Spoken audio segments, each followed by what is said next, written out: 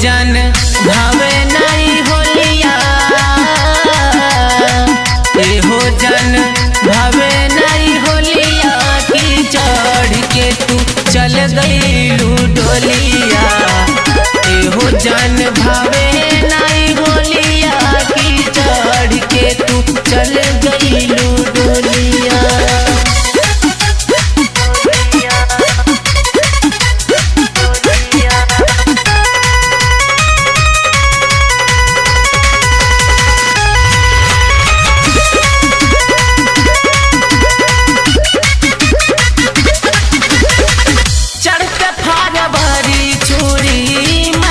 हमरा दिल में फीका फीका लागे होली बीते मुश्किल में।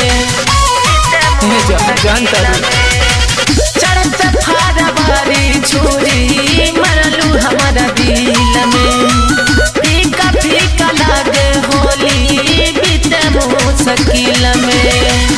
दिलवा में डासे तोहर मीठी मीठी बोलिया, दिलवा में डासे तोहर मीठी मीठी बोलिया। एहो जन भावे नहीं होलिया, एहो जन भावे नहीं होलिया की चढ़ के तू चल गईलू डोलिया।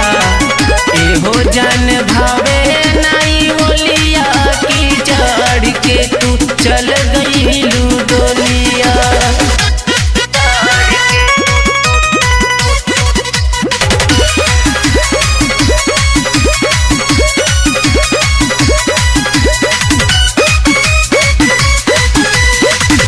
लेके गुलाल गलिया करब के कर लाल हो, बाली के बकरा समझी कईलू हलाल हो। लेके गुलाल गलिया करब के कर लाल हो, बाली के बकरा समझी कईलू हलाल हो। संदीप सुराज बोला जाई के करा खोलिया, अवधेश सुराज बोला जाई के करा खोलिया। एहो जन भावे नहीं होलिया, एहो जन भावे नहीं